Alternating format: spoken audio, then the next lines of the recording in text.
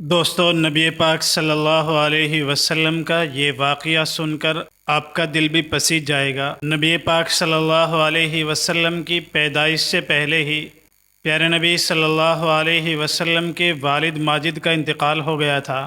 جب آپ صلی اللہ علیہ وسلم کی عمر مبارک 6 سال کی ہوئی تو آپ کی والدہ ماجدہ کا بھی انتقال ہو گیا تھا۔ اس کے بعد دادا عبد المطلب نے آپ صلی اللہ علیہ وسلم کو پالا پوسا۔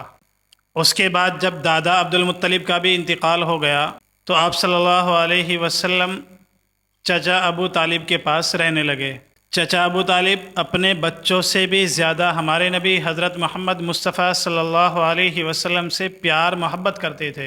تجارت کی غرض سے ملک شام جانا تھا تو آپ صلی اللہ علیہ وسلم چچا ابو طالب کو چپٹ گئے۔ چچا ابو طالب پر اس کا بہت زیادہ اثر ہوا، چنانچہ چچا ابو طالب آپ صلی اللہ علیہ وسلم کو لے کر ملک شام کی طرف چل دیے۔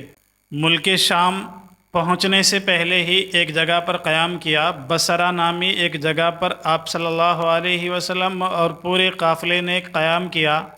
وہاں پر ایک عیسائی راہب رہتا تھا جو عیسائیت کا عالم کہلاتا تھا۔ اس نے توریت اور انجیل کو پڑھ رکھا تھا۔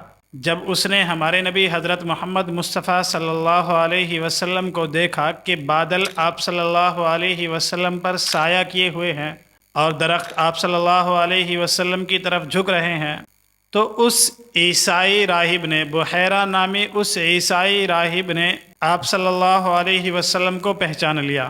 اس وقت آپ صلی اللہ علیہ وسلم کی عمر مبارک 12 سال کی تھی۔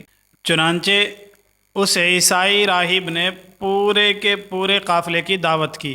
عادت کے برخلاف دعوت کرنا عادت نہیں تھی، لیکن چونکہ اس نے آپ صلی اللہ علیہ وسلم کو پہچان لیا تھا، توریت اور انجیل کو اس نے پڑھا ہوا تھا اور آخری نبی کی نشانیوں کو اس نے پہچان لیا تھا، تو اس نے کنفرم کرنے کے لیے پورے قافلے کی دعوت کی کہ آیا یہ بچہ وہی ہے یا کچھ اور ہے۔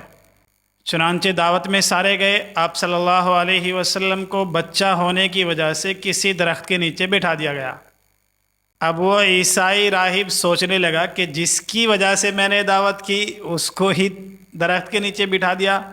چنانچہ آپ صلی اللہ علیہ وسلم کو بلایا گیا اور اس عیسائی راہب نے، بحیرہ نے، آپ صلی اللہ علیہ وسلم کو اپنی گود میں بٹھایا اور مہر نبوت جانچنے لگا۔ چنانچہ آپ صلی اللہ علیہ وسلم کے اندر وہ ساری نشانیاں پائی گئی جو اس نے توریت